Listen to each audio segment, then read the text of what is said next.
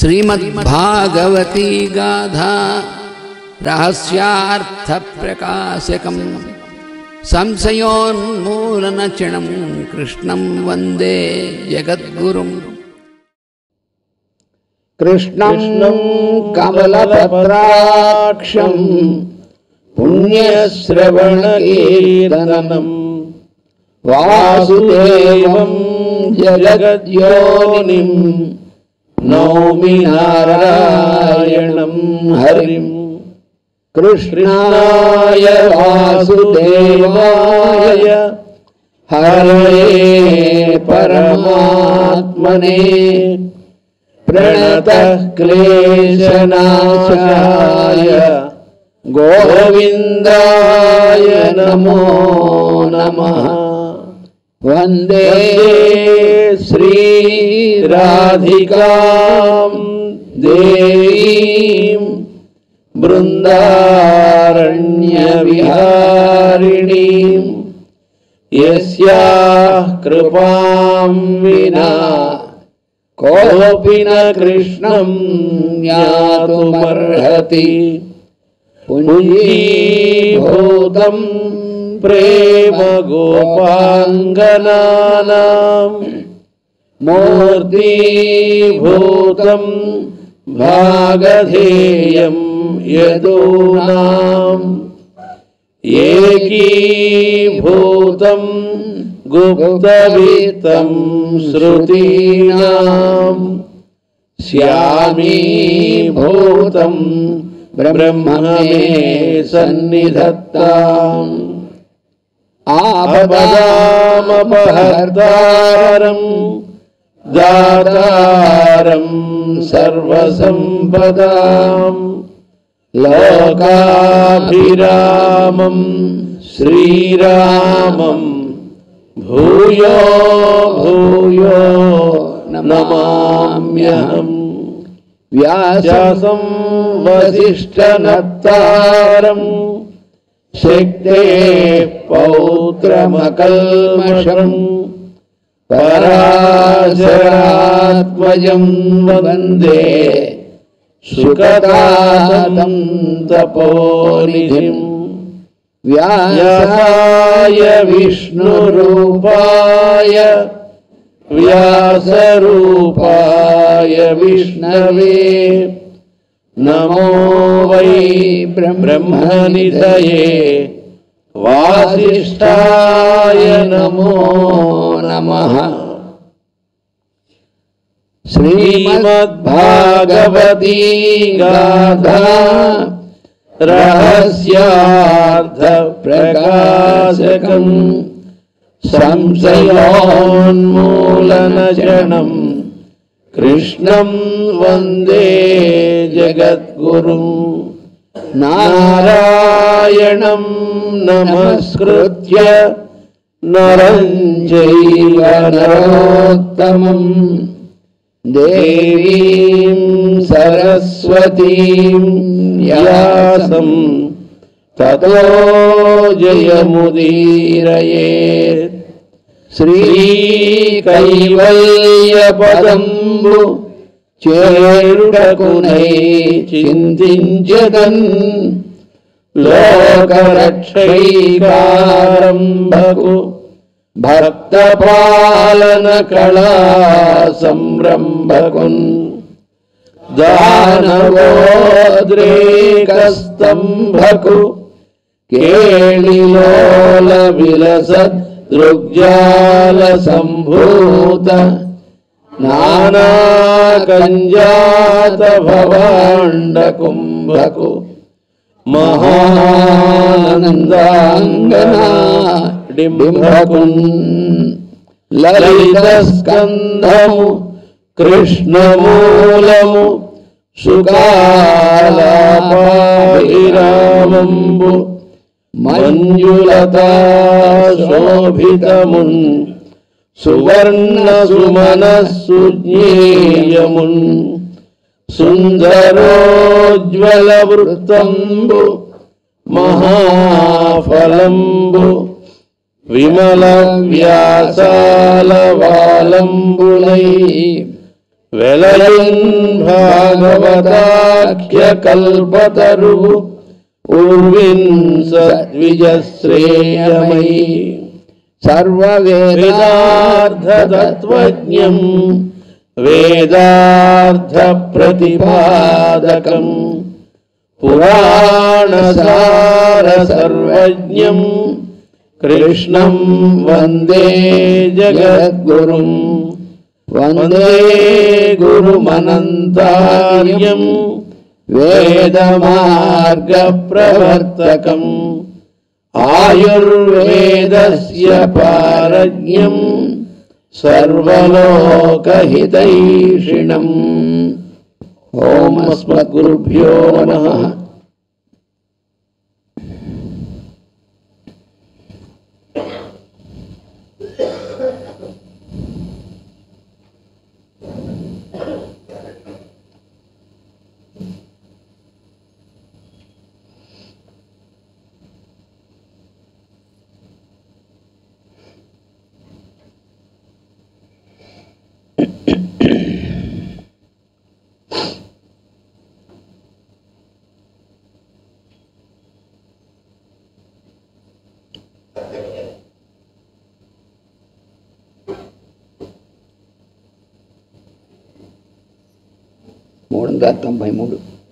శ్లోకం పద్యం. నయనాంబ కణజాల మేల విడువ నా తల్లి నీ మేను సామయమై ఉన్నది మోము వాడినది నీ మన్నించు చుట్టాలకు భయ దుఃఖంబులు నెందు వందవు కదా బంధించి శూద్రుల్ పదత్రయహీను నన్ను పట్టవత్తురనియో తాపంబు నీకేటికిన్. గౌరవపధారి అయి ఉన్నటువంటి భూదేవితో ఎద్దు రూపంలో ఉన్నటువంటి ధర్మదేవుడు ఈ విధంగా అంటున్నాడు అన్నమాట. ఓ భూదేవి, నీవేళ కన్నీరు కార్చున్నావు, నీ మొగమంతయు వాడిపోయి దేహం అనారోగ్యముగానున్నది, నీ దగ్గర చుట్టాలకు భయములు కానీ దుఃఖములు కానీ కలిగినవా, లేక 3 పాదములు దెబ్బతిని ఉన్న నన్ను శూద్రులు పట్టి బంధించురని దుఃఖమా?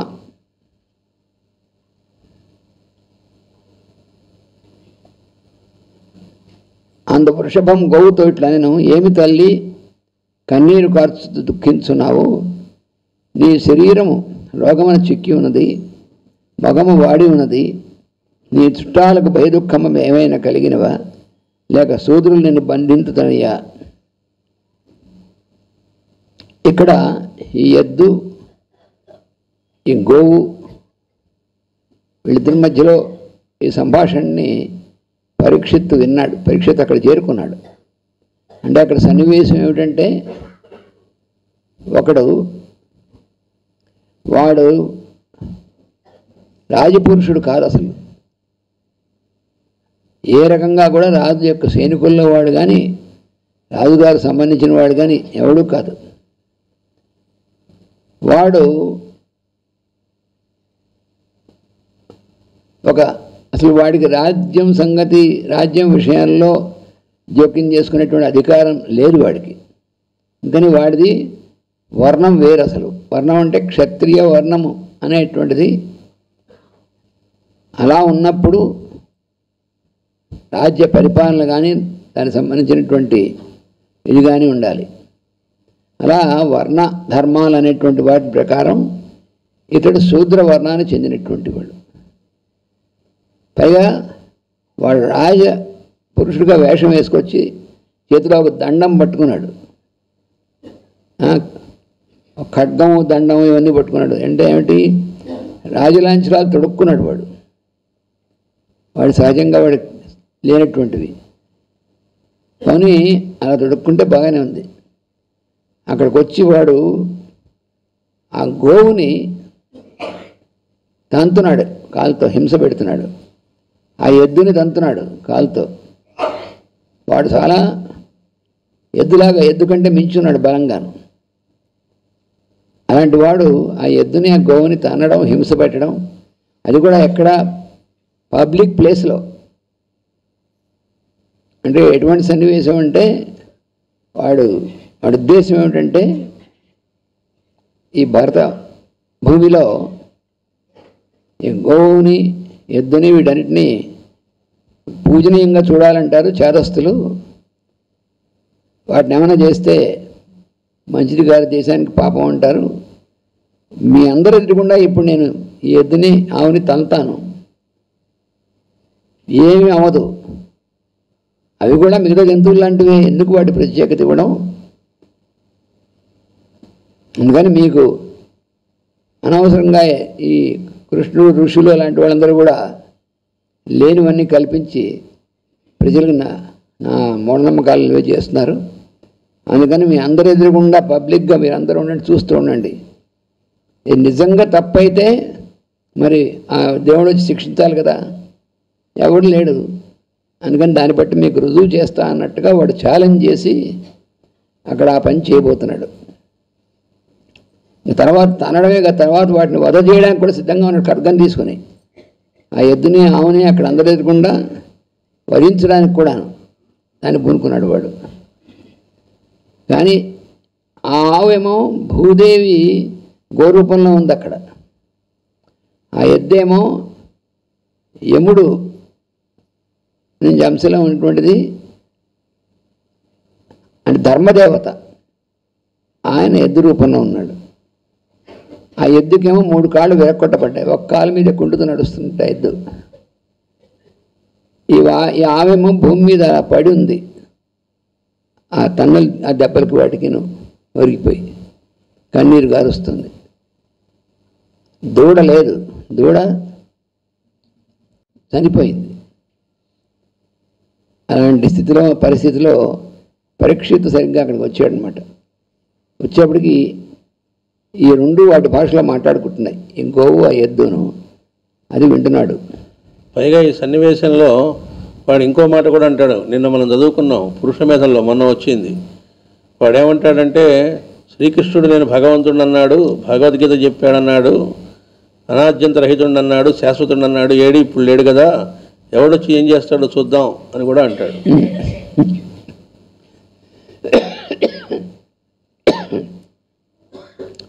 మలగాయి అంటే వాడొక పర్సన్ ఉన్నటువంటి వాళ్ళు, ఒక మానవుడు, ఒక వ్యక్తి, కానీ వాడిని కలిపురుషుడు ఆవహించినటువంటి వాడు అనమాట. రిప్రజెంటేటివ్ కలిపురుషుడికి.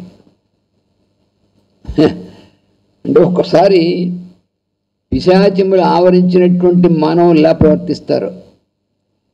మనం కృష్ణుడు చిన్నప్పుడు పూతన మొదలైనటువంటి రాక్షసులు, అంటే వాడి ముందు మానవులే, ఆ పూతన మానవ స్త్రీయే. కానీ కంసుడు వాడు చండకౌశికుడి దగ్గర కొన్ని తాంత్రికమైనటువంటి విద్యలు నేర్చుకుని కొన్ని పిశాచాలని, ఆ పిశాచ శక్తులు అనేటువంటి వాటిని చండకౌశికుడు గురువు, ముండకౌశికుడు గురువు చండకౌశికుడు, వాడు జరాసంధుడి నాన్న వాడు కూడా గురువు, వాడు బృహద్రథుడికి. వాళ్ళందరూ కూడా తాంత్రికమైనటువంటి వాళ్ళు, అంటే వాళ్ళు ఋషుల యొక్క వంశాలు పుట్టినటువంటి వాళ్ళే, బ్రాహ్మణ వర్ణం వాళ్ళే. కానీ వాళ్ళు తాంత్రికమైనటువంటి విధంగా చేసి ఆ పిశాచాలని వాటన్నిటినీ కూడా ఆహ్వానం చేయడం, వాటిని వశంలో పెట్టుకోవడం, వాటిని అవతల వాళ్ళ మీద ప్రయోగించడం, ఇలాంటివన్నీ కూడా. అయితే చండకౌశికుడు మాత్రం ఇవన్నీ ఎందుకు చేస్తున్నామంటే, ఈ భరత భూమిలో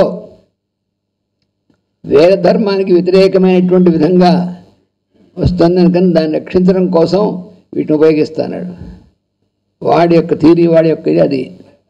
వాడి శిష్యుడు ఈ ముండకౌశికుడు, వాడు నేపాళం నుంచి వచ్చినటువంటి ఒక శిష్యుడు అనమాట. వాడు అదే వర్ణం వాడు, కానీ వాళ్ళకు కూడా వాడు అట్రాక్ట్ అయ్యాడు, ఎందుకంటే వాడు కూడా అలాంటి వాడే. వాడు ఈ మధురలోకి, అక్కడ నగరాల్లోకి వచ్చి కంసుడి దగ్గర, వాళ్ళ దగ్గర, ప్రజల దగ్గర చేస్తే అప్పుడు కంసుడు మనకి ఇలాంటి వాడు కావాలని ఆ కంసుడు వాడిని ఆశ్రయించాడు, వాడి శిష్యుడుగా. వాళ్ళందరూ ఈ విద్యను ప్రయోగించేటువంటి ప్రదేశం ఎక్కడంటే శ్మశానం. ఇవన్నీ మనకి పురాణ పురుషుల్లో చాలా అద్భుతంగా మాస్టర్ గారు వర్ణించారు. ఆ ప్రక్రియలు వాళ్ళు ఎలా చేస్తారు ఏమిటి అని.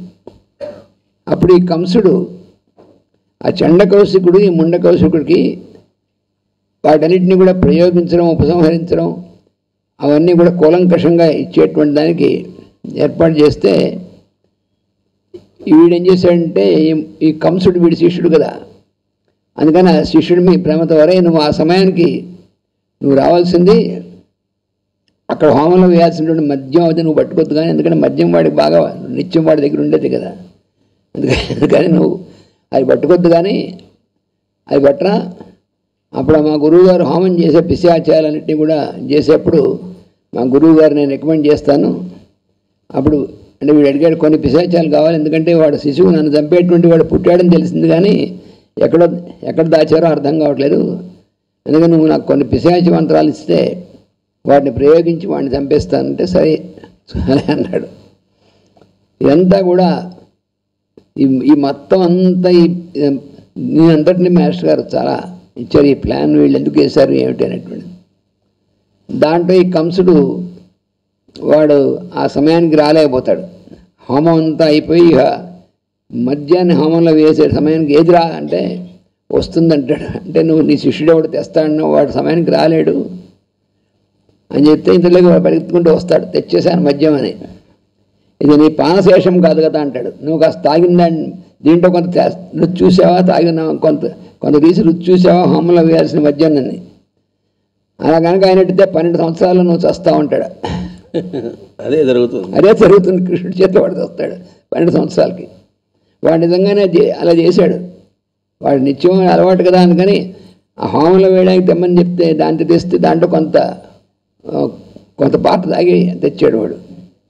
సరే ఇంక ఇప్పుడు ఏం చేస్తావు శిష్యుడితో అంటాడు, నువ్వు సరిగ్గా తెచ్చుకుని ఉంటే పూర్తిగా నీకు సిద్ధి వచ్చి ఉండేది, నువ్వేమో నీ శిష్యుడికి కూడా అప్పయ్యో పనికిరాని వాడికి, అందుకని కొంత వస్తుందో సంపూర్ణంగా రాదు అని చెప్తాడు. ఇదంతా పురాణ పురుషుల్లో ఇచ్చారన్నమాట.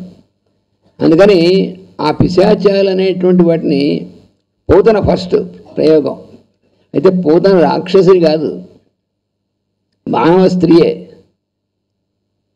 ఆవిడని వీడు పిలిచి ఈ అభిచార హోమం చేసి ఆ పిశాచాన్ని ఆవాహనం చేసి ఆవిడలోకి దింపాడు. ఆ దింపిన తర్వాత ఆవిడ రాక్షస స్త్రీగా అంటే ఇది ఆవిడలోకి వచ్చింది. అప్పుడు వీడు నువ్వు ఈమె ఇప్పుడే ఈ కొద్ది రోజుల్లో పుట్టిన శిశువులందరినీ కూడా, అంటే వాడు బలాన్ని శిశువు ఉన్నాడు అందుకని నువ్వు చంపేసేయి తినే అని చెప్పేసి ఆ పిశాచాన్ని, ఆ శిశువు ముఖ్యంగా వాడిని చంపేసి నాకు చెప్పు అంటే వీడి గురువు చెప్తాడు, నీకు ఒక్కసారి ప్రయోగించడానికే పనిచేస్తాయి నీకు ఇచ్చిన పిశాచాలు, అవి కూడా వాటి నువ్వు చెప్పిన పని చేసి వెళ్ళిపోతాయి, ఇంక వాటి మీద నీకు అధికారం ఉండదు. వీడు అనుకుంటాడు మన జీవితాంతం మన కంట్రోల్లో ఏమి ఉండవని చెప్తాడు వాడు. ఎందుకంటే నీతి నియమాలు శీలము లేనటువంటి వాడికి పనిచేయమని చెప్తాడు. తాంత్రిక విద్యలు కూడా వీడేమో అసలు శీలవంతుడా, వీడికి అన్నీ ఉన్నాయి, అందుకని నీకు ఒకసారి నువ్వు శిష్యుడిగా వచ్చా కాబట్టి నీకు చెప్తానని చెప్తాడు. అందుకని వాడు ఇది, అందుకని పోతన, శకటాసురుడు, తృణావర్తుడు, ఇతర అఘాసురుడు వీళ్ళందరూ ఉన్నారే, వాళ్ళు ఒరిజినల్గా ఇది కాదు. వీడు ఈ పిశాచాలను ఆవాహన చేసి వాటి మీద దింపినప్పుడు అప్పుడు ఆ అటక మీద ఉన్నటువంటి చక్రం కూడా ఎగిరిందంటే అది పిశాచం చేస్తుంది అనమాట. అది తృణావర్తుడు అనేటువంటిది. అలా ఇక్కడ కలిపురుషుడు అలా కలిపురుషుడు వీళ్ళకి ఆవేశించాడు అన్నమాట. ఇప్పుడు ఇక్కడ ఈ ఎద్దుని ఆవుని హింసించబోతున్నటువంటి వీళ్ళకి ఆ కలిపురుషుడు ఆవేశించాడు. అంటే ఇవన్నీ కూడా వీళ్ళు ఆవేశించడానికి ఒక వెహికల్ కావాలి వీళ్ళకి కూడా. వాళ్ళకి దేహం ఉండదు వాళ్ళకి. అందుకని ఎలాగైతే విశ్వ కళ్యాణం కోసం, అందరి శ్రేయస్సు కోసం, హితం కోసం శరీరం వదిలేసిన తర్వాత కృష్ణుడు మైత్రేయులు వారు సూక్ష్మ శరీరాన్ని తను వాహికగా చేసుకున్నాడు. అటుపక్కన ఇటుపక్కన ఈ రకమైనటువంటి దాంట్లో వీళ్ళు ఇలాంటి వాళ్ళని వాళ్ళ వాహికగా చేసుకుంటారు, వాళ్ళ ద్వారా ఇవన్నీ చేస్తుంటారు. అంటే ఇది బ్లాక్ మ్యాజిక్ అంటారు, దాన్ని వైట్ మ్యాజిక్ అంటారు. అది టెక్నికల్ టర్మ్ మ్యాజిక్ అంటే దేవతలు వాళ్ళు తిరిగేటువంటి దాన్ని వైట్ మ్యాజిక్ అంటారు. అంటే వాళ్ళు విశ్వంలో చేసేటువంటి అది యజ్ఞార్థమైనటువంటి వాటికి చేసేది. ఇక ఇలాంటి పనులు చేసేటువంటిదంతా కూడా బ్లాక్ మ్యాజిక్. దుర్యోధనాదుల్ని కూడా అట్లాంటివి ఆవహించినాయి. పాతాళంలో ఉండేటువంటివన్నీ వచ్చి వాడు మరణిద్దామని నిర్ణయించుకుంటే అవమానం జరిగి ఘోషయాత్రలో, అరే బాబు నువ్వు చనిపోతే ఎట్లా, మేము నీ మీద ఆశ పెట్టుకున్నాం, నీ ద్వారా మొత్తం లోకాన్ని నాశనం చేద్దామని ఎదులో ఉన్నామని చెప్పి వాడిని ఉత్సాహపరిచి అట్లా ఆ కౌరవులందరిలో నుంచి ఆవహించి ఆ కథ అంతా నడిపించారన్నమాట. ఇక్కడ ఇంకోటి కూడా జాగ్రత్తగా చదువుకోకపోతే ప్రస్తుత రోజుల్లో పొరపాటు పడే ప్రమాదం ఉంది. ఏమండి ఇదేంటండి, వాడు క్షత్రియుడు కాదు శూద్రుడు అన్నారు, వాడు కానిదాన్ని వాడు ధరించి చెలాయిస్తున్నాడు అధర్మంగా అన్నారు అని. మొట్టమొదటి అవి వర్ణములు, అదే పేర్లతోనూ ఇప్పుడు కులములు. అది కూడా మొదటి జాగ్రత్త గుర్తుపెట్టుకోవాలి. ఓటు హక్కు ఎవరికైనా ఉంటుంది, ఎవరైనా పరిపాలించవచ్చు, ఎన్నిక కావచ్చు అని మనం అనుకునే సిద్ధాంతం ఏదైతే ఉందో దీనికి వాటికి ఏ సంబంధము లేదు. అవి వర్ణములు. అది వరకు మనం ఒకసారి చెప్పుకున్నాం, సందర్భం వచ్చింది కాబట్టి మళ్ళీ ఒకసారి గుర్తు చేసుకుందాం. మాస్టర్ గారు పతంజలి యోగ సూత్రాల్లో చెబుతూ బ్లావెట్స్కీ అనేటువంటి ఆవిడ జగన్మాత ఆవిడ చెప్పినటువంటి మాట చెప్పారు. ఏమిటంటే వర్ణము అంటే కలర్. మన తలకాయ వెనక అందరికీ కూడా ఆరా అనేది ఉంటుందిట. ఆ ఆరా అనేటువంటిది అప్పట్లో అందరూ పవిత్రంగా ఉండేవాళ్ళు కాబట్టి మామూలు కంటికే వెనక ఉండే ఆరా కనబడుతూ ఉండేదిట. ప్రతి వాళ్ళకి ఇంకొకటి ఆరా కనబడుతూ ఉండేది. ఆ ఆరా 4 రకాలుగా ఉండేదిట. 4 రకాల వాళ్ళు ఉండేవాళ్ళు అన్నారు కాబట్టి బ్రాహ్మణ, క్షత్రియ, వైశ్య, శూద్ర అని. అవి కూడా ఫిక్స్డ్ కలర్స్ ఉన్నాయని చెప్పారు. ఏ కలర్స్ కూడా ఆవిడ వర్ణించిందిట. ఆ 4 రకాల కలర్స్. ఆ పుట్టినటువంటి వాడి వెనక కూడా అదే కలర్ ఉంటుంది ఆటోమేటిక్గా. అంటే ఆ కలర్ దేన్ని బట్టి వస్తుంది అంటే ఒంటి కలర్ కాదు అది. ఆ కలర్ ఏంటంటే బ్రాహ్మణుడు అన్నప్పుడు ఏ లక్షణాలు చెప్పారో ఆ లక్షణాలు వాడిలో ఉన్నప్పుడు వెనక ఆ కలర్ ఉంటుంది. సపోజ్ ఒక క్షత్రియుడికి అనుకోకుండా పుట్టినవాడు వెనక కనుక బ్రాహ్మణుడికి సంబంధించిన కలర్ ఉందనుకోండి, రేరుగా ఎప్పుడైనా జరిగిందనుకోండి, అట్లా వాడిని వెంటనే ఈయన పెంచడం ఉండదు, తీసుకెళ్ళి ఆ బ్రాహ్మణుడికి అప్పచెప్పేస్తాడు ఒక బ్రాహ్మణుడికి. ఎందుకంటే వాడు ఇక్కడ ఇమ్మలేడు, వాడి లక్షణాలు ఇక్కడ కుదరవు. సో ఇలా 4 రకాలు కూడా వాళ్ళకి ఒక్కొక్కరికి ఒక్కొక్క లక్షణాలు బై బర్త్ ఆ లక్షణాలు ఉన్నాయి. అంతే తప్ప శర్మ మాస్టర్ గారు చాలాసార్లు చెప్పారు, శర్మ గారి అబ్బాయి, శాస్త్రి గారి అబ్బాయి, ఆచార్యుల గారి అబ్బాయి అని ఇప్పుడు మనం అనుకుంటుంది ఏదో అది కాదు. అది అవి ఆ గుణాలు ఎవరికి ఉంటే వాళ్ళు. నహుష ప్రశ్నలను వస్తాయి. దానిలో బ్రాహ్మణుడు అంటే ఎవరు ఇవన్నీ అడుగుతాడు. సర్పరూపంలో ఉండేటువంటి నహుషుడు మన ధర్మరాజుని అడిగినప్పుడు లక్షణాలు చెప్పి ఈ లక్షణములు ఎవరికి ఉంటే అతను బ్రాహ్మణుడు అని చెబుతాడు. అప్పుడు ఆయన మళ్ళా తిరిగి అడుగుతాడు, మరి బ్రాహ్మణుడు కుమారుడు ఇట్లా అడుగుతాడు. మాస్టర్ గారు తమాషగా చెప్పారు, నిద్రపోతూ వింటున్నావా అంటట. ఈ లక్షణాలు ఎవరుంటే వాడు బ్రాహ్మణుడు అన్నాము అని. అందుకే మాస్టర్ గారు మనం నిన్న చెప్పుకున్నాం, పూజా విధానంలో కూడా హోమం దాని ప్రస్తావనలో ఇది నిత్యము చేసేవారు బ్రాహ్మణులు కనుక ఇక్కడ ఇది ఎవరు చేయొచ్చు చేయకూడదనే ప్రసక్తి లేదు అని. అంటే ఎవరు చేస్తే వాడు బ్రాహ్మణుడు అవుతాడు అని అక్కడ. అంటే ఆ తేజస్సు అనేటువంటిది. అందుకే క్షత్రియ వంశంలో పుట్టినటువంటి విశ్వామిత్రుడు తపస్సు చేసి ఆయన బ్రహ్మర్షిగా మారాట. అంటే ఆ వెనక ఉండేటువంటి తేజస్సుని ఆయన మార్చుకోగలిగాడు. అంటే అది మనం పెయింట్ వేసో లేకపోతే బ్యూటీ పార్లర్కి వెళ్ళో మార్చుకునేవి కాదు వెనక ఉండే కలర్.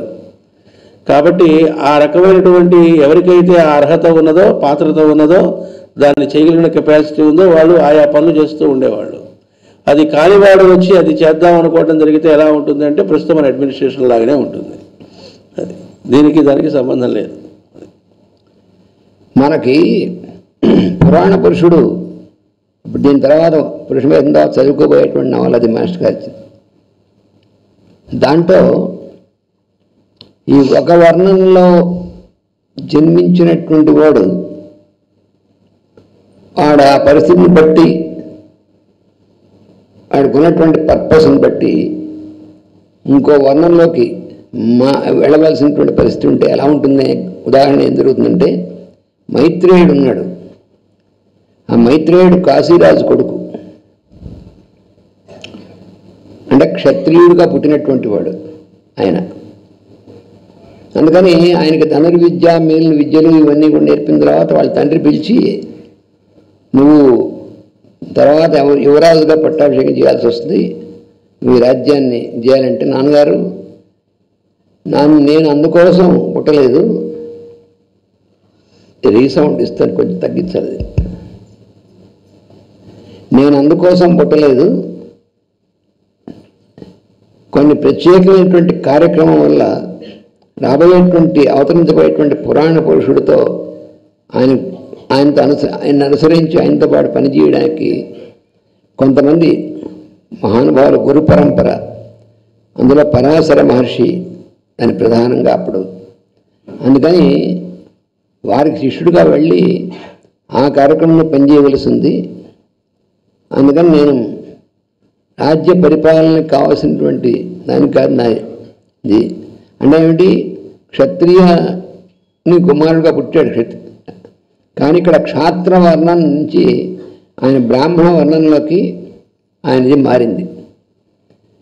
అందుకని ఆయన తండ్రి చెప్పి తండ్రి ఆజ్ఞ తీసుకుని పరాశరుడి దగ్గరికి వెళ్ళిపోయాడు ఆయన శిష్యుడుగా, మైత్రేయుడు. అలాగే మరు అనేటువంటి ఆయన, ఈ శిష్యుల్లో మరు అనేటువంటి ఆయన ఉన్నాడు. ఆయన కూడా శీఘ్రవర్మ అని ఆయన కొడుకు. ఆయన కూడా ఆయన పెద్దవాడు అయిన తర్వాత ఈ విద్యల్ని నేర్చుకుని ఇవన్నీ చేసిన తర్వాత వాళ్ళ నాన్న కూడా పిలిచి, నువ్వు కూడా యుద్ధ విద్యలు అని చేయాలంటే అప్పుడు చెప్తాడు. నన్ను పంపించినటువంటిది వేరే కార్యక్రమం కోసం పంపించారు కాబట్టి యుద్ధ విద్యలు క్షాత్రమైనటువంటిది కాదు నా పని. గురువులైనటువంటి వాళ్ళ దగ్గరికి వెళ్ళి వాళ్ళు చెప్పినట్టుగా కార్యక్రమాల్లో కొన్ని యుగానికి సంబంధించినటువంటి కార్యక్రమాలు ఇవన్నీ వాళ్ళవి, దాంట్లో నన్ను స్వీకరించినటువంటిది. అందుకని వాళ్ళ దగ్గరికి వెళదాం, మీరు ఆజ్ఞ తీసుకుంటే అలాగా నాయన తప్పకుండా అని పంపించాడు తండ్రి. ఇవి మన పురాణ పురుషుల్లో ఇవన్నీ వస్తాయి. అప్పుడు మనకు అర్థమవుతుంది వర్ణం అంటే ఏమిటో. అంతేగాని అది కులం కాదు. అసలు కులం అనే మాటకి అర్థమే మనం ఇప్పుడు అనుకునే అర్థం కానే కాదు. కులం ఈజ్ ఈక్వల్ టు క్యాస్ట్ కాదు. అసలు కులం అంటే వంశము అని అర్థం. ఇది మనకి 100 సార్లు చెప్తున్నారండి, మీరు చాలాసార్లు చెప్పారు కదంటే 100 సార్లు చెప్పినప్పుడు 101 మర్చిపోతాం. అలాంటివి ఇవి. ఆ టైం వచ్చేప్పటికి క్యాస్ట్ అనేసుకుంటాం, కానే కాదు. అసలు క్యాస్ట్లు లేవు. అసలు ఇప్పుడు అనుకున్నటువంటి కులం అనేటువంటి ప్రయోగం అసలు లేనే లేదు. ఎక్కడి నుంచి 4 వర్ణములు. మొత్తం సమాజం అంతటినీ కూడా 4 వర్ణాలుగా గుర్తించారు అంతే. దేన్ని బట్టి అంటే గుణ కర్మ విభాగశ అని భగవద్గీతలో చెప్పాడు. చాతుర్వర్ణ్యం మయా సృష్టం గుణకర్మ విభాగశ అన్నాడు భగవద్గీతలో. చాతుర్వర్ణ్యం అనేటువంటి దాని 4 వర్ణాలని మయా సృష్టం, నేనే అంటే భగవంతుడుగా పరమాత్మగా ఆయన నేనే సృష్టించాను. దేని బట్టి అంటే గుణకర్మ విభాగశ. క్యాస్ట్లు మానవ నిర్మితాలు, కానీ వర్ణములు అనేవి పరమాత్మ సృష్టించినవి. ఇక్కడ ఇంకోటి కూడా మనకి దీంట్లో కూడా చూస్తాం. మనకి కృష్ణుడు తండ్రి వసుదేవుడు, ఆయన క్షత్రియుడు, ఆయన పరిపాలకుడు. ఎందుకంటే ఉగ్రసేనుడు కొడుకు. ఆ మధుర ఆ రాజ్యం అంతా కూడా వాళ్ళది. అయితే ఆయన ఏం చేశాడంటే ఈ గోరక్షణ, పశు సంపద, అడవులు, వీటన్నిటిని రక్షణ ఇవన్నీ కూడా ముఖ్యమైనటువంటి తీసుకుని ప్రజల హితార్థం దాని ఒక ఉద్యమంగా తీసుకుని ఆయన ఈ రాజ్యపాలన అనేటువంటిది ఈ వంశాల్లో, ఈ యదువంశంలో ఉన్నటువంటి ఇంకొక ఆయన ఉగ్రసేనుడు, ఆయనకు అప్పచెప్పాడు. ఆ ఉగ్రసేనుడు కొడుకే కంసుడు. చేసే ఆయన పూర్తిగా ఆ ఉద్యమంలో ఈయన శిష్యులుగా ఉన్నటువంటి వారు నందగోపుడు వాళ్ళందరూ. ఈ నందగోపుడు వాళ్ళందరూ వ్రజంలో ఉన్నటువంటి వాళ్ళు వైశ్య వర్ణము. వాళ్ళు గోరక్షణ, కృషికర్మ అనేటువంటి దాన్ని ప్రధానంగా ఈ సంపదనంటిని కూడా వినియోగం చేయడం అనేటువంటిది ఆ వర్ణానికి సంబంధించింది. ఇదంతా చాలా క్లియర్గా మనకి మాస్టర్ గారు ఇచ్చినటువంటి ఈ నవలలు చదివితే సందేహం ఏ మాత్రం ఉండదు. అవి ఒక్కొక్క నవల 5-6 సార్లు చదువుకోవాలి మనం. పురాణ పురుషుడు, క్రీడామయుడు ఇవన్నీ ఉన్నాయి చూసారా, ఇవి చదువుకుంటే ఈ కన్ఫ్యూజన్ పోతుంది మనకి. ఈ వర్ణాలు ఈ 4 వర్ణాలకిను ఈ ధర్మాలు ఎక్కడి నుంచి ఏర్పడ్డాయంటే అది వేదంలో చెప్పబడింది. బ్రాహ్మణోశ్చ ముఖమాసీత్ బాహురాజన్య కృత. మనం రోజు పురుషోక్తం చదువుతాం. పురుషుడు అంటే పరమపురుషుడు భగవంతుడు, ఆయనలోంచి ఈ ధర్మాలు పుట్టాయి, ఆయన యొక్క అవయవాల్లోంచి. ఆ ధర్మాలను బట్టి వర్ణాలు ఏర్పడ్డాయి. ఇవన్నీ కూడా భగవంతుడు ఏర్పరిచినవి. అంతేకాని ఎక్కడా కూడా కులము అంటే వంశము అని అర్థం. ఇంక వేరే ఇటువంటి పిచ్చి అర్థాలు లేవు. అది తెలియక మధ్యలో మ్యానిపులేట్ చేసి, ఇప్పుడు కలియుగం కదండి, ఆ ఉన్నటువంటి వాటిని దారి తప్పించి వేరే అర్థాలు తీసుకొస్తే కానీ ప్రజల్లో అందరినీ ఒకరికొకరు పడకుండా విభజించడానికి, సమాజాన్ని ముక్కలు చేయడానికి వీలవదు. అది కలి చేసేటువంటి పని. అందుకని సమాజంలో ఉన్నటువంటి వాళ్ళందరూ కలిసి చక్కగా జీవించేటువంటి దాన్ని కాస్త విచ్ఛిన్నం చేసి ఏ రకంగా చేయొచ్చు అంటే అన్ని విధాలా చేయొచ్చు అని కలి వాడు అప్పుడు కలి ప్రేరేపణ, కొత్తగా కలి ప్రవేశించాడు కాబట్టి పరీక్షతో దొరికిన వాడు ఒక్కడున్నాడు ప్రస్తుతం. ఇప్పుడు కలి ప్రేరితులే అందరూ ఎక్కువ. అందుకని ఇప్పుడు మనం ఉన్నటువంటి పరిస్థితి ఇలా ఉంది. కన్ఫ్యూజన్ చేసేసి మొత్తం ఈ వర్ణం వాళ్ళ యొక్క ఇది లక్షణాలను బట్టి వీళ్ళు చేయవలసిన పని ఇది, ఈ వర్ణం వాళ్ళు చేయవలసిన పని ఇది. ఇందులో ఏది గొప్ప ఏది తక్కువ లేనే లేదు. 4 వర్ణముల వాళ్ళకి కూడా సమాజంలో కేటాయించబడినటువంటి వాళ్ళ డ్యూటీ దాన్ని బట్టి ఏది తక్కువ ఎక్కువ అనేటువంటి అసలు అటువంటి కాన్సెప్ట్ లేదు. కానీ దాన్ని లేని దాన్ని సృష్టించి అందరినీ ముక్కలు చేయడం కలిసి చేసే పని. అది మనకి రాను ఎక్కువైపోయింది. అది ఎంత ఎక్కువైందంటే బ్రిటిష్ వాళ్ళు వచ్చినప్పటి నుంచి ఇంకా అసలు పూర్తిగా సర్వనాశనం చేసి మనని, అంటే ముందు మన ఆక్రమించి మనని చేయడం అంత సాధ్యం కాదని అర్థమైన తర్వాత మనకు ఉన్నటువంటి ఈ మొత్తం వ్యవస్థ అంతా ఉంది, దీన్ని ముక్కలు చేస్తే వీళ్ళు మరి పైకి రారని తెలిసిపోయింది వాడికి. విభజించి పరిపాలించడం, దానిలో వాళ్ళు సక్సీడ్ అయిపోయారు. ముందు బ్రిటిష్ వాళ్ళు, తర్వాత అమెరికా వాళ్ళు, తర్వాత రష్యా వాళ్ళు, అందరూ మనని భారత జాతిని ఈ రకంగా ముక్కలు చేస్తూ పర్మనెంట్గా వీళ్ళు బానిసలై ఉండాలి వాళ్ళకి మనం అని జరుగుతున్నటువంటిది. అది జరుగుతూనే ఉంది, దాంట్లో సందేహమే ఉంది. ఇక్కడ బ్లావెట్స్కి చెప్పింది మాస్టర్ గారు మనకి చెప్పింది ఇంకోటి ఏంటంటే, ఈ 4 వర్ణములు కాకుండా మిక్స్డ్ కలర్స్తో కొంతమంది వచ్చేవాళ్ళట. అంటే వెనక ఒకటే కలర్ కాదు అది, అలా వచ్చారట. అంటే వాళ్ళని తీసుకెళ్ళి ఊరవతల పెట్టేసేవాళ్ళట. ఎవరి ఇంట్లో ఊళ్ళో ఉంచుకునేవాళ్ళు కాదట. వాళ్ళని పంచములు అని మనం తర్వాత పిలిచాము. అయితే ఇంతకీ వాళ్ళెవరండి? ఎందుకు అలా? వాళ్ళ ఇంట్లో పుట్టిన వాళ్ళ పిల్లాడైనా ఉంచుకోరు, తీసుకెళ్ళి మొహమాటం లేకుండా పెట్టేసేవాళ్ళు. ఎందుకంటే ఆ వెనక ఉన్న దాన్ని బట్టి వాడికి ఉండే లక్షణాలు ఏమిటి అంటే చాలా దరిద్రపు లక్షణాలనే ఉంటాయి. దానిలో మెయిన్గా 2 చెప్పారు. మహాజన సంశయం చేద్దామనే కోరిక ఉంటుంది వాడికి, నిష్కారణంగా ఎంతమందిని కుదిరి మనం చంపుదాం. ఇంకోటి మహాకాముకత్వం, వాయు వరుసలు లేని కాముకత్వం ఉంటుందిట. ఈ 2 చాలు, మిగతావన్నీ ఏమిటండి అని అడగక్కర్లేదుగా. అలాంటి వాడిని కనుక ఊళ్ళో పెట్టుకొని వాడిని మామూలుగా ఉంచుకుంటే అందరికీ క్షేమం కాదు కాబట్టి వాళ్ళు అలా ఉంచేవాళ్ళు. అయితే అట్లా అవతల పెట్టినటువంటి వాళ్ళలో ఎవరైనా మార్పు వచ్చిందనుకోండి, వెనక కలర్ మారిపోతుంది. నేను మారిపోయానని వాడు చెప్పక్కర్లే, వెనక కలర్ మారుతుంది, ఆటోమేటిక్గా వాడిని తెచ్చి మళ్ళీ పెడతారు.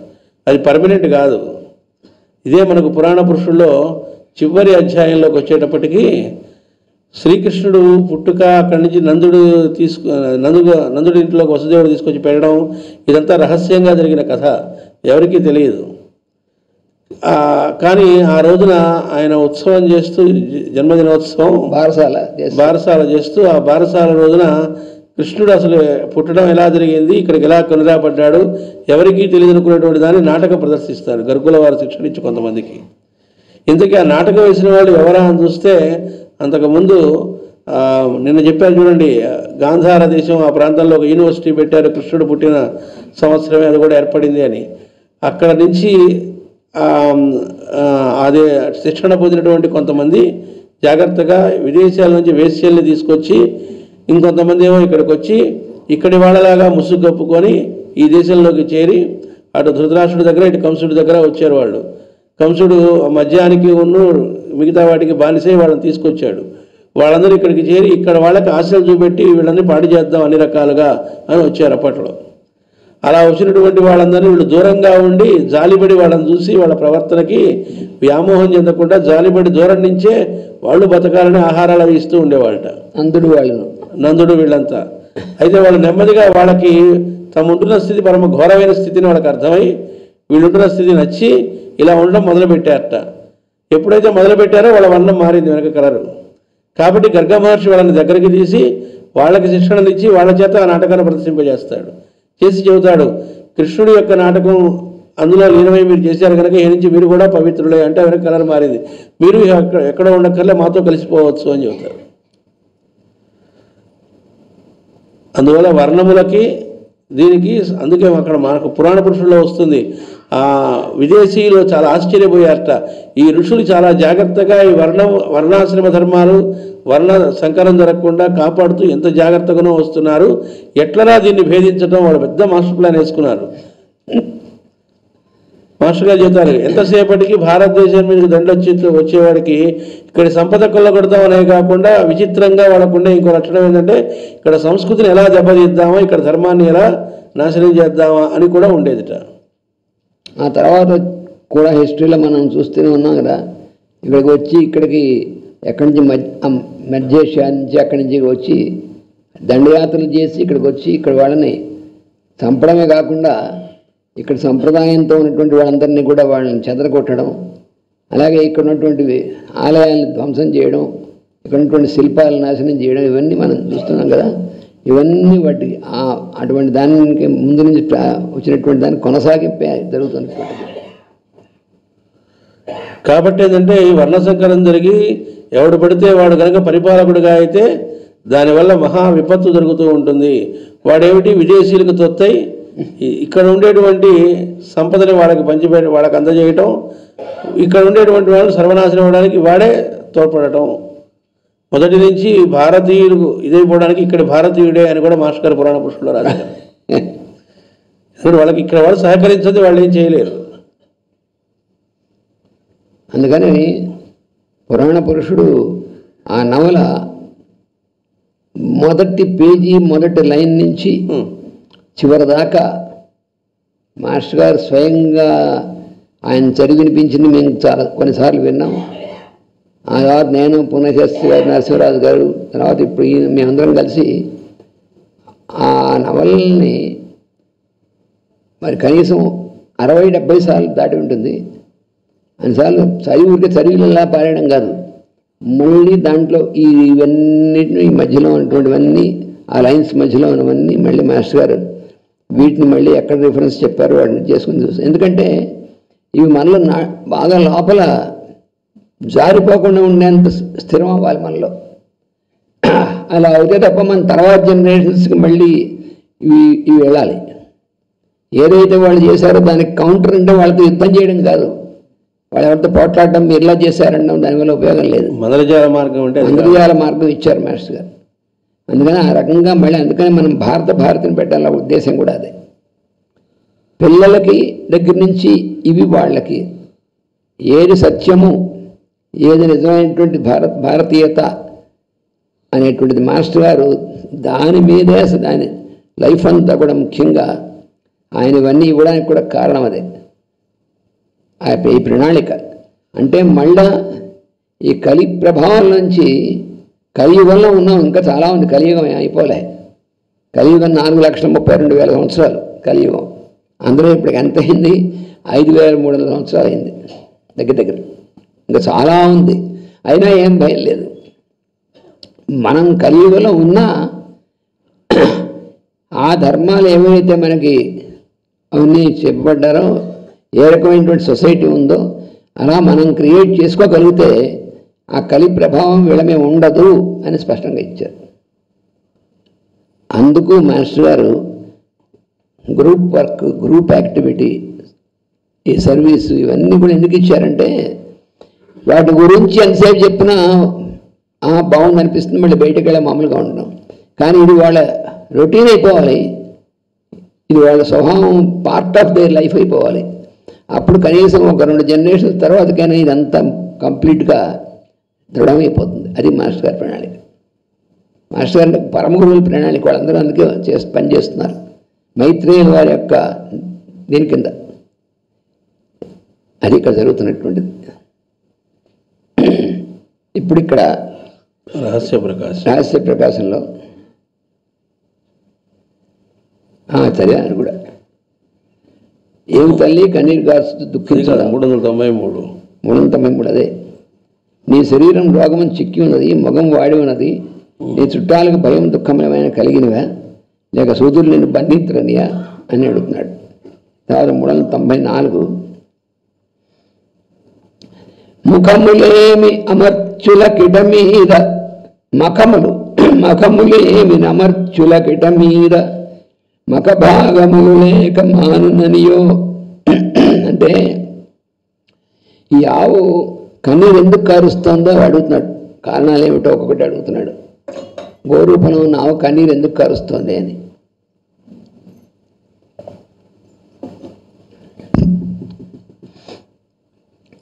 మఖములేమి అమర్చుల కిట మీద మఖ భాగములు లేక మానుననియో.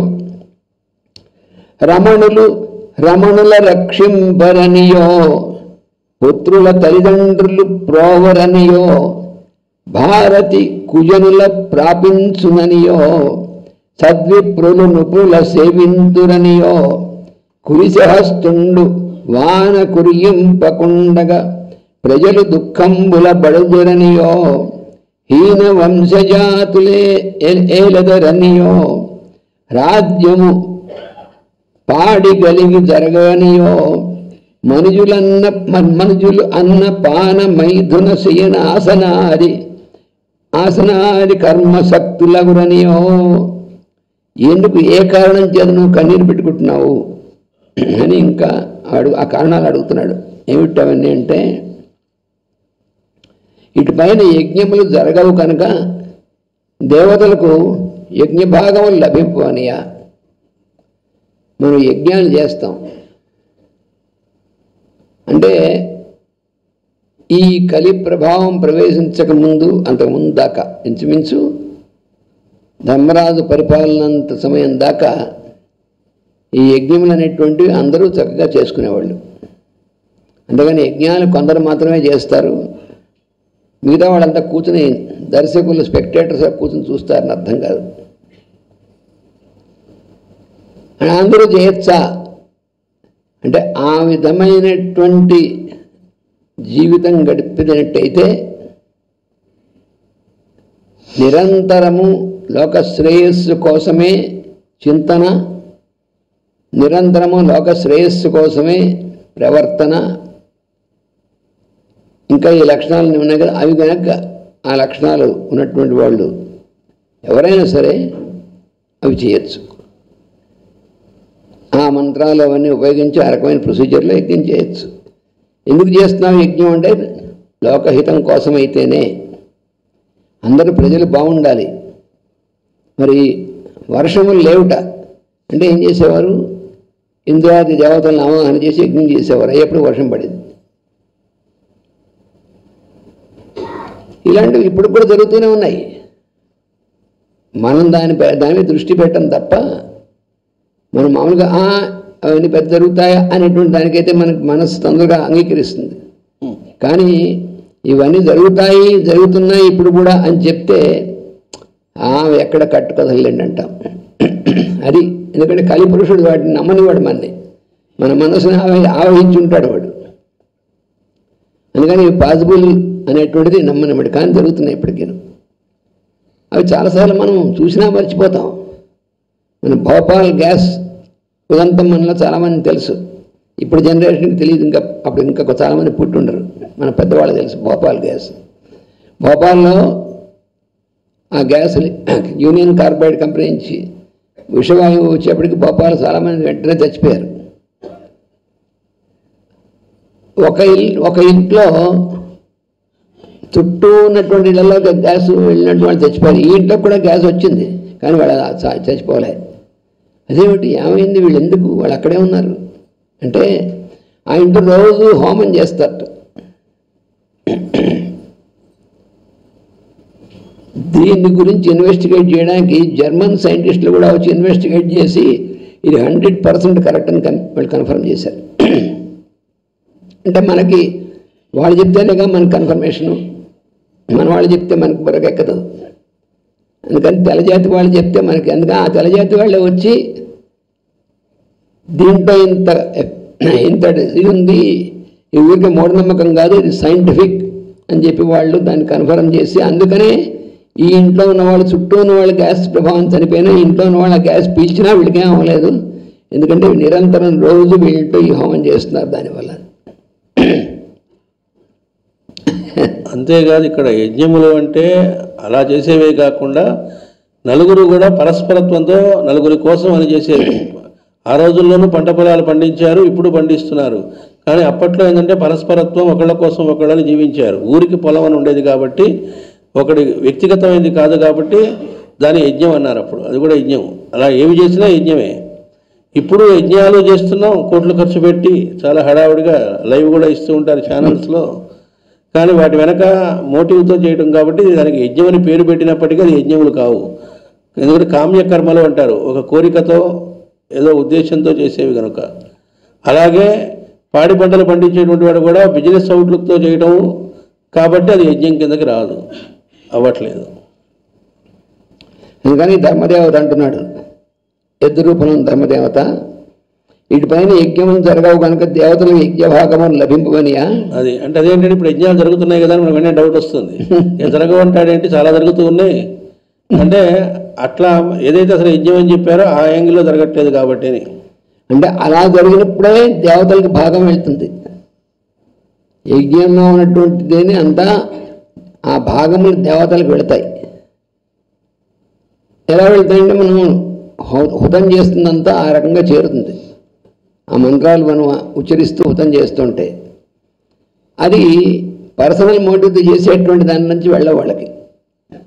మాస్టర్ గారు అది కూడా చెప్పారు, ఏమండి దేవతలకు ఎలా వెళ్తాయండి, ఏదైనా పోస్ట్ మ్యాన్ ఎవడ ఉన్నాడో ప్రూఫ్ ఏంటండి అని అడిగారు. అడిగితే ఆయన చెప్పారు, నీకు కాలు నొప్పి అయితే నోట్లో మంది వేసుకుంటున్నావు, కాలు నొప్పి తగ్గుతుంది కదా అన్నారు. కాలుకి వేయట్లేదుగా, మరి తగ్గుతుందా లేదా, అట్లాగే ఇది కూడా అన్నారు. భార్యలు భర్తలను, భర్తలు భార్యలను పోషింపరనియా, అందుకు ఏడుస్తున్నావా? భూదేవి కదా ఏడుస్తుంది ఇక్కడ గోవు రూపంలో. పిల్లలు తల్లిదండ్రులను పోషింపరనియా, విద్యలు దుర్మార్గులకు అబ్బుననియా, బ్రాహ్మణుడు రాజుల కొలువులో చేరుదురనియా. అంటే బ్రాహ్మణుడు అనేటువంటి వర్ణానికి సంబంధించిన వాడు ఎవరి కొలువు చేరాల్సిన అవసరం లేదు.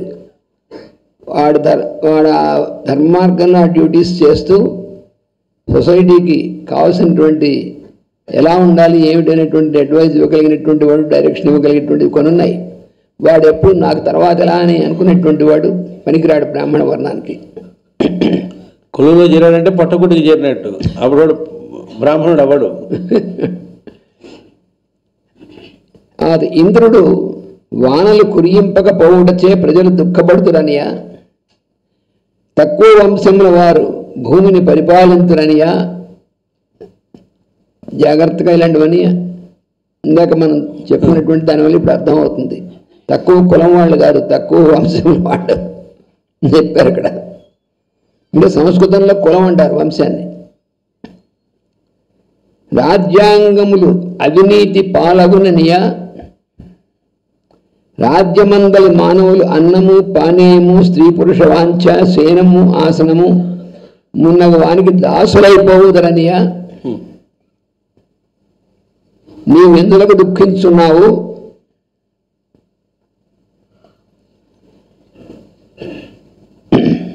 రాశి ప్రకాశంలో ఇటుపైన యజ్ఞార్థ కర్మలు ఉండవు కనుక మీకు భాగము లభింపవనియా. రాబో కాలమున భార్యాభర్తలు ఒకరినొకరు కాపాడుకుని బుద్ధితో ఉండాలనియా. తల్లిదండ్రులు బిడ్డలను కానీ రక్షింపక విడుతురనియా. విద్యలు దుర్మార్గులకు లభించుననియా, బ్రాహ్మణులు రాజులకు సేవకులగుదురనియా, వజ్రం ధరించిన ఇంద్రుడు వర్షం కురిపింపక ప్రజలు మాడిపోవుదురనియా, లేక తక్కువ జాతుల వారు పరిపాలకులగుదురనియా, రాజ్య పాలనలో నీతి జరుగుదనియా, లేక ప్రజలందరూ అన్నమునకో పానీయములకో శయనమునకో ఆసనమునకో స్త్రీ పురుష సంబంధమునకో ఆశపడి మాత్రమే తమ పనులు చేయుదురనియా. ఇప్పుడు మ్యాక్సిమం జరిగేదే కదా. మన ఎందుకు పనిచేస్తున్నావు అంటే రెమ్యూనరేషన్, అన్నపానీయాదులు, లేకపోతే శయనం అంటే కంఫర్ట్స్ నేను శయన ఆసనములు, ఇంకా స్త్రీ పురుష సంబంధం ఆ వాంఛలు తీర్చుకోవడం కోసం వీటి మీద ఆధారపడి మాత్రమే పనులు చేస్తూ ఉంటారు. అంటే వాడు పని చేయాలంటే ఇందులో ఏదో ఒకటి ఉండాలి, వాడికి ఆఫర్ చేయాలన్నమాట. ఉద్యోగం చేస్తున్నావు, ఎందుకు చేస్తున్నావు అంటే జీతం కోసం. జీతం కోసం ఉద్యోగం చేయడం కాకుండా ఉద్యోగం అనేటువంటిది తాను చేసేటువంటి పని 10 మందికి పనికి వచ్చేటువంటి చేయాలి, ఆటోమేటిక్గా రెమ్యూనరేషన్ వస్తుంది. మహేష్ గారు చెప్పారు, ఒక ఆఫీసులో పక్కపక్కన 2 కొలీగ్స్ ఉన్నారు. ఆ ఇద్దరు చేసేటువంటిది ఒకే క్వాంటమ్ ఆఫ్ వర్క్, ఒకే పని, వాళ్ళిద్దరికి జీతం కూడా సమానంగానే వస్తుంది. కానీ వాళ్ళిద్దరికి డిఫరెన్స్ ఉందట. మొదటివాడు అసలు జీతం సంగతి ఆలోచించడు, ఎప్పుడు వస్తుంది ఏమిటి ఎంత వస్తుంది దాని గురించి పట్టించుకోడు.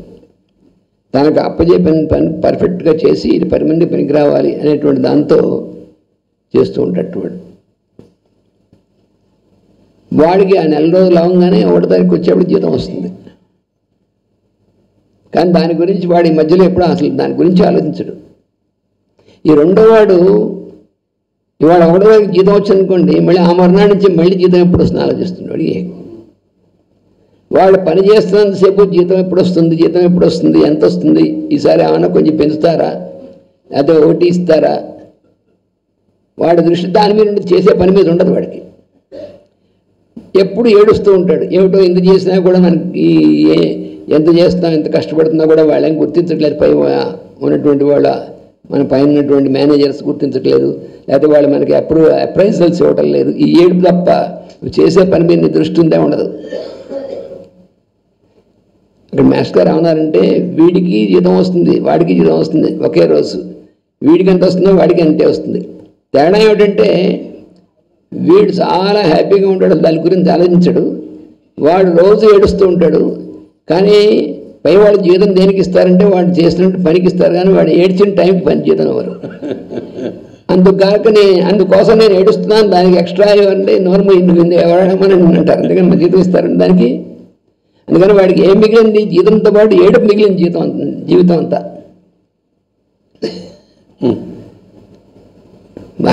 అంటే మనం ఎలా ఉండాలి, మనం హ్యాపీగా ఏమిటోనండి. ఈ రోజుల్లో హ్యాపీగా ఎవరుంటారు ఎందుకు నువ్వు ఉండలేదు. జనరలైజ్ చేస్తాం మనం.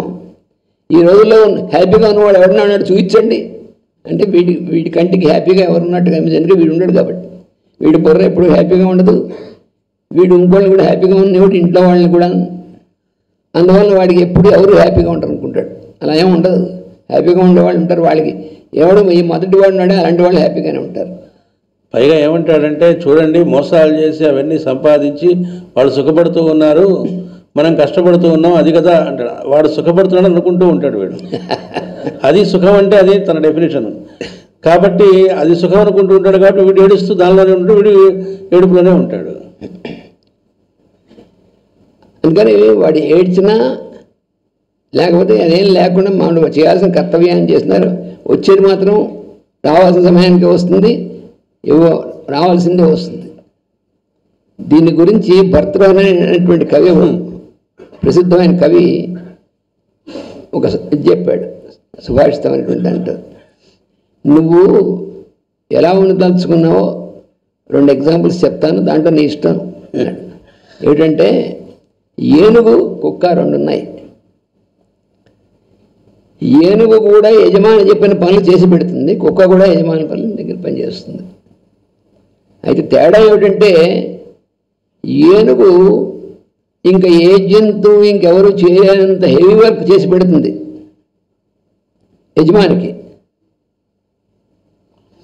వాడు కూడా చేసుకోలేండి, వాడు చేసుకోలేడు, ఎవరు చేయలేరు, అలాంటి పని వాడు చేసి పెడుతుంది.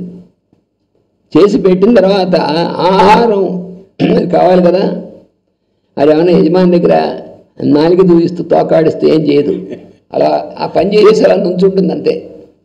ఆ యజమాని వాడే పట్టుకొచ్చి ఏనుగు ఎత్తుగా ఉంటుంది, వాడు దాని కిందన ఉంటాడు, కింద నుంచి దాన్ని దువ్వి ఆహారం ఇస్తూ ఉంటాడు.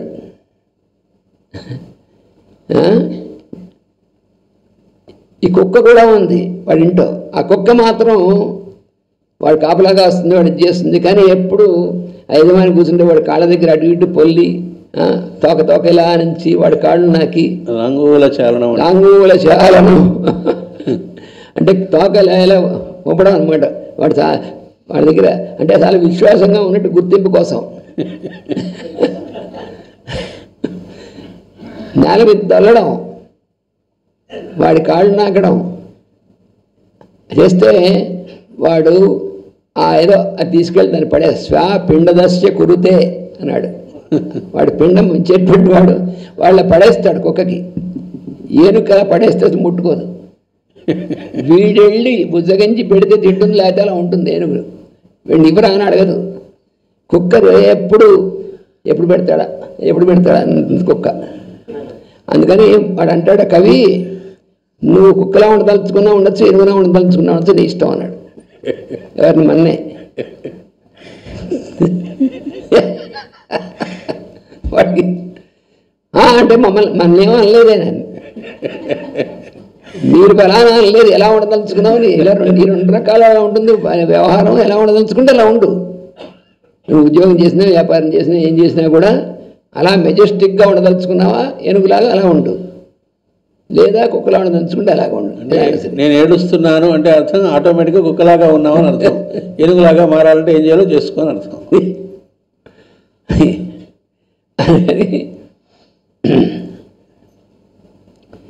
అందుకని తక్కువ వంశం వారు భూమిని పరిపాలిస్తారా చేస్తారు. రాజ్యాంగములు అవినీతి అగునయ్యా, రాజ్యమందలి మానవులు అన్నము పానీయము స్త్రీ పురుష వాంఛ ఇవన్నీ కావాలి, ఎందుకు దుఃఖిస్తున్నావు అని ప్రశ్నించాడు. అది ఇక్కడ ఇంకొక పాయింట్ ఏంటంటే, ఎప్పుడు అప్పటి నుంచి ఇప్పటిదాకా కూడా లోకంలో ఏమండి వాళ్ళు మోసం చేసిన వాళ్ళే పైకి వస్తున్నారండి, ఇంకొకళ్ళు తక్కువ వచ్చిన వాళ్ళే సుఖపడుతున్నారు అనే భ్రమలో ఉంటారు యువతల వాళ్ళు.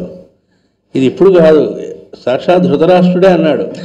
ఏమనంటే, ఏమయ్యా మేము మోసం చేసాం, వాళ్ళు పిచ్చివాళ్ళు, వాళ్ళు వెళ్ళిపోయారు అడవులకి, అది మాయాజూదం వాడికి తెలిసినా వెళ్ళిపోయాడు, ఏదో విధంగా మేము తిమ్మిని పంపించేసాం, రాజ్యం మొత్తం లాగాము, మొత్తం మా దగ్గరే ఉంది, కాబట్టి అధర్మంగా ఉన్న వాళ్ళమే మేము గెలిచాము, ధర్మం ఓడిపోయింది, ధర్మం కంటే అధర్మమే బలమైందంటాను, ఏమంటావు అంటాడు.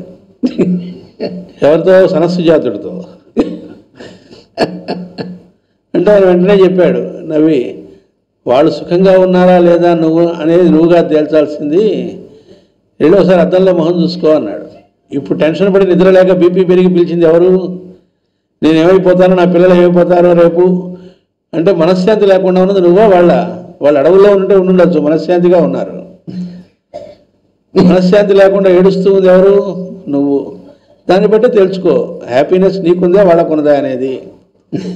కాబట్టి లోకంలో ఎవడెవడో అందుకే మాస్టర్ గారు మాట చెప్పారు, ఒకడు మోసాలు చేసి బిల్డింగులు కట్టి లంచాలు తీసుకొని కడితే దానికంటే పెద్ద డేంజర్ ఏంటంటే అది చూసి ఏడవడం ఉంది, అది ఇంకా పెద్ద డేంజర్ అన్నారు.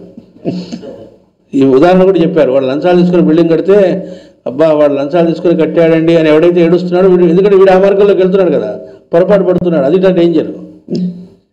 వీడు నిజమైన శాంతిని కోల్పోయి దానిలోకి వెళ్ళడానికి సిద్ధపడుతున్నాడు, మార్గం తప్పుతున్నాడు. అంతకుముందు చాలా హాయిగా ప్రశాంతంగా ఉంటాడు, ఆ మార్గం తప్పిన తర్వాత నుంచి ఇంక మారిపోతుంది లైఫ్. కంఫర్ట్స్ ఉంటాయి కానీ కంఫర్టబుల్గా ఉండడు, అన్నీ ఉంటాయి కానీ ఏ లాభం? వీడికి ఆకలి వేసినప్పుడు అన్నీ తినడానికి వీలుండదు, చస్తా ఉంటాడు, డాక్టర్ చెప్తాడు.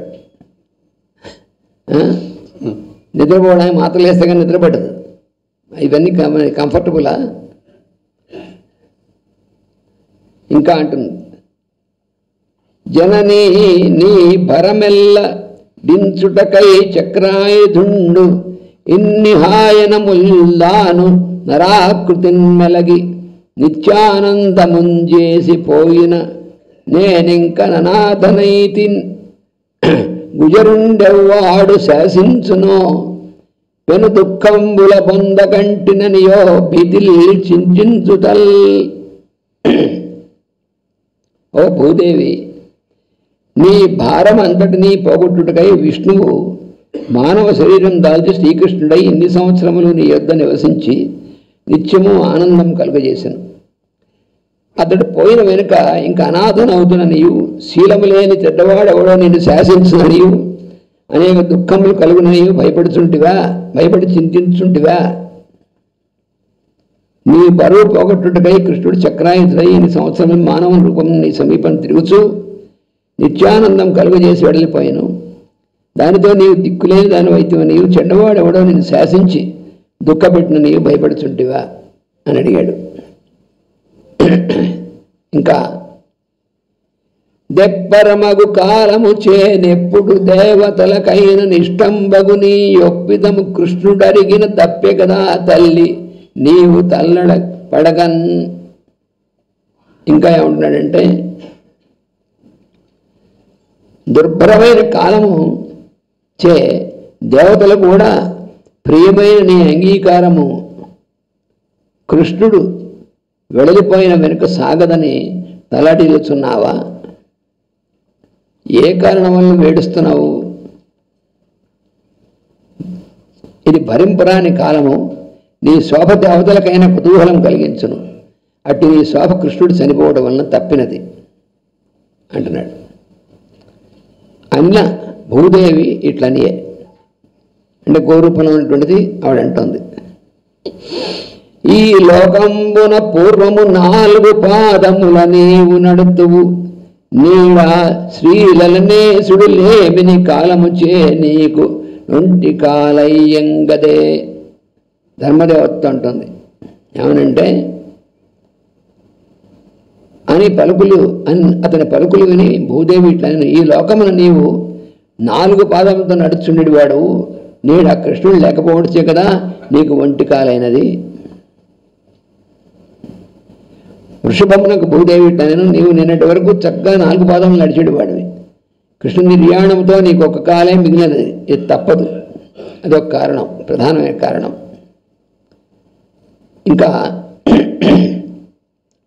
మరియు సత్య శౌచ దయాక్షాంతులను, త్యాగ సంతోషార్జవంబులను, శమదమ తపంబులను, సమన్వయంబును సమత్వంబును,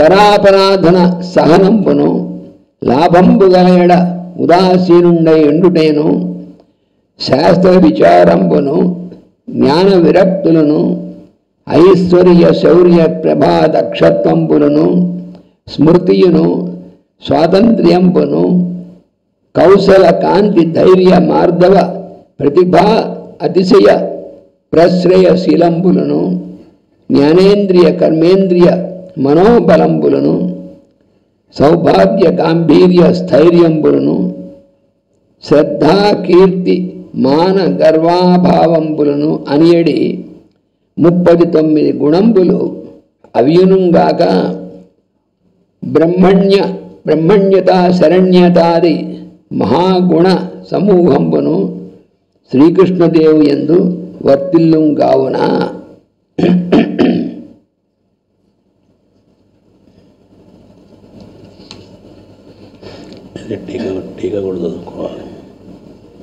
ఇక్కడ సత్య శౌచదయా కాంతులంటే సత్యము, పరిశుభ్రత, దయ, ఓర్పు. త్యాగత సంతోష ఆర్జవంబులంటే త్యాగము, సంతోషము, సూటైన ప్రవర్తనము అవి.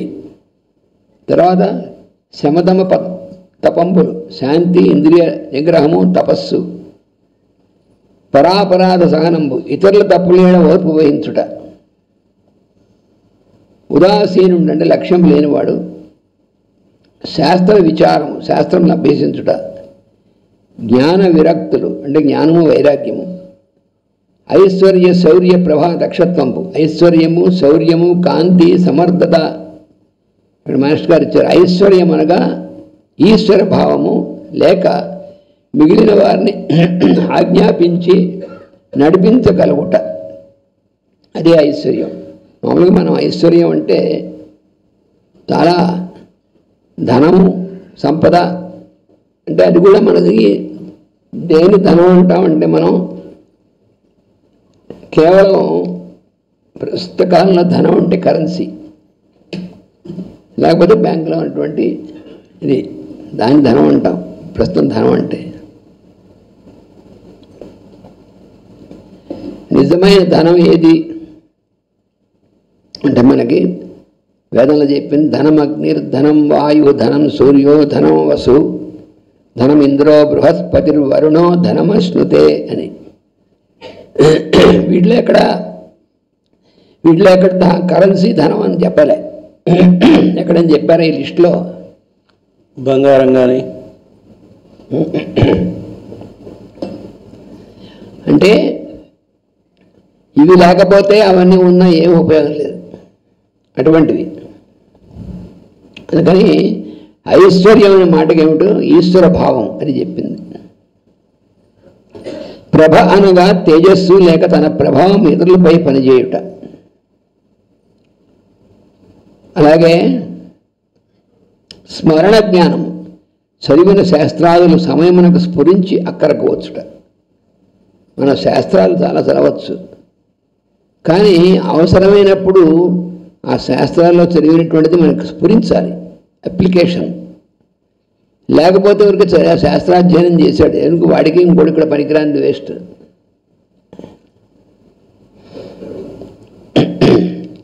తర్వాత నేర్పరితనము కాంతి ధైర్యము. కాంతి అనగా ఇతరులను నొప్పింపచేయు విశేషము, ఇతరులను ఒప్పింపజేయు విశేషము. తర్వాత మార్జవం ప్రతిభాశయం అంటే మృదుత్వము ప్రతిభ, ఇతరులను మించగలుగుట. ప్రతిభ అనగా చదువుకున్నాను అంతకుముందు తెలియకున్నాను, చదువుకున్నాను అంతకుముందు తెలియకున్నాను, సమయానికి కావాల్సిన విషయం తట్టుట, అది ప్రతిభ అంటే. తర్వాత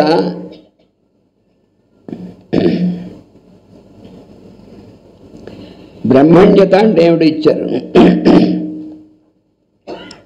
వేదములను అనుసరించి జీవించుట, వేదములను నిలబెట్టుట అని బ్రహ్మణ్యత అంటే.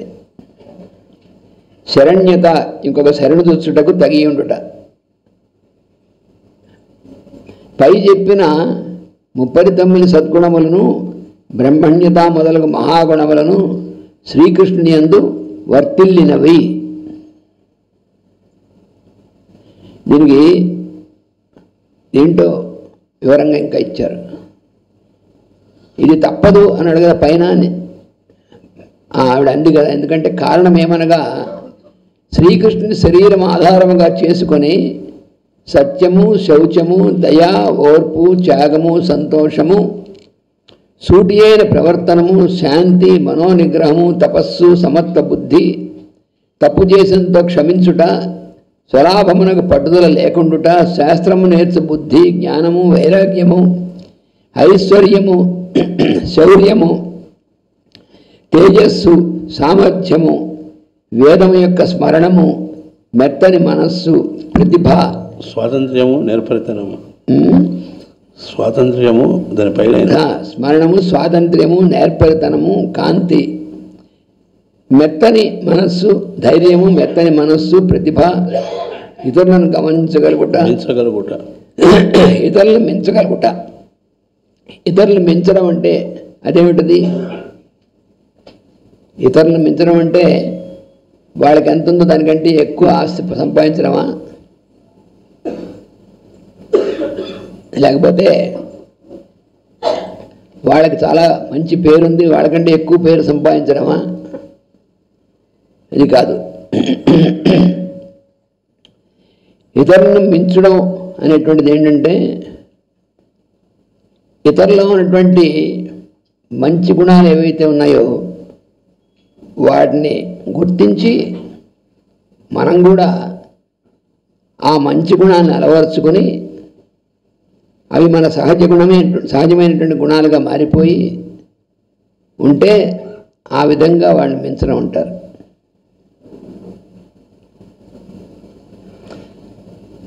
మనకి మాస్టర్ గారు భారతీయ బాలశిక్షలో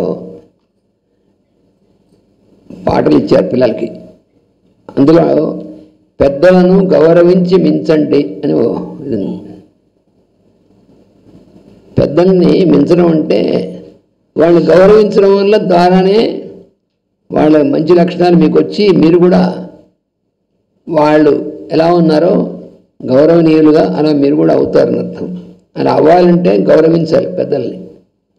అది లేనటువంటి వాడికి గౌరవం అనేటువంటిది బలవంతాన అంటే భయపడేటువంటి ఉంటే వస్తుంది తప్ప, లేకపోతే ఎవడు వాడిని గౌరవించడు. ఇక్కడ ఏంటంటే కృష్ణుడి లక్షణాలు ఇవన్నీ. కృష్ణుడు కంసుడిని వధించిన తర్వాత నేను కూడా చెప్పుకున్నాం మనం, అక్కడ తల్లిదండ్రులతో క్షమించవలసింది నేను కాబట్టి ఇంత లేట్ అయింది, ఇంకో పుత్రుడై ఉంటే ఎప్పుడో మిమ్మల్ని ఈ జలసాల నుంచి బయటకు తీసుకొచ్చేవాడని అన్నాడు. అది అక్కడ మించడం అంటారు దాన్ని.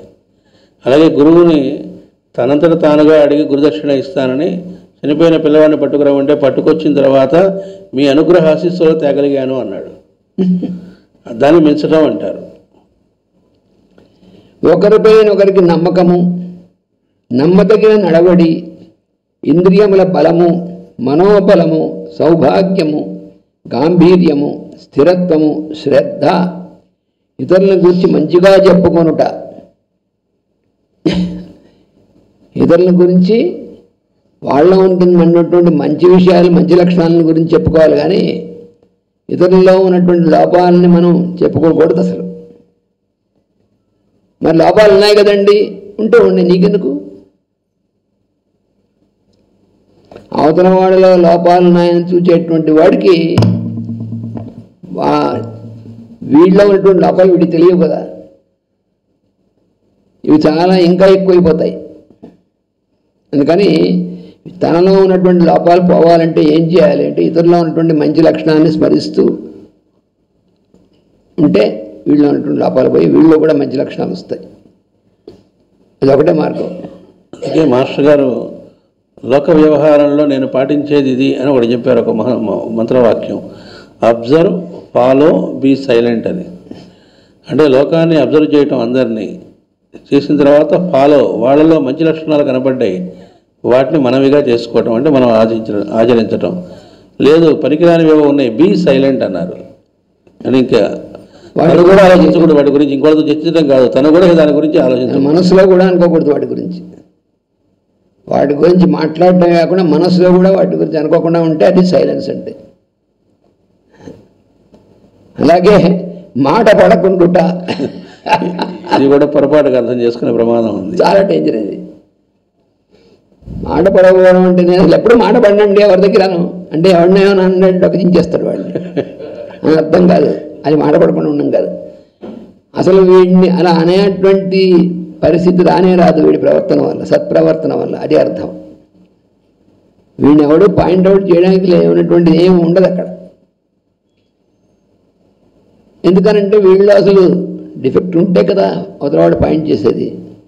అవతలవాడు ఏ మాట అనడానికి కూడా అవకాశం లేదు. అలా ఉన్నది మాట పడకుండా ఉండడం అంటే. గర్వము లేకుండుట అను 39 గుణములు భూమి యందు క్రీడించినవి. ఎప్పుడు? కృష్ణుడు శరీరంతో ఉన్నప్పుడు.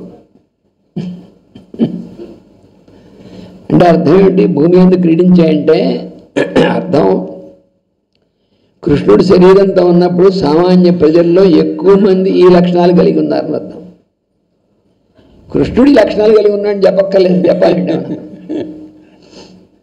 ఇక్కడ కృష్ణుడు భూమి మీద ఉన్నప్పుడు అంటే కృష్ణుడు భూమి మీద ఉన్నప్పుడు లక్షణాలు ఉన్నాయి, ఇప్పుడు కృష్ణుడు భూమి మీద వచ్చాక ఆయన కూడా పోయాయని అర్థం. ఆయన అనంత కళ్యాణ గుణాలు కలిగిన వాడు.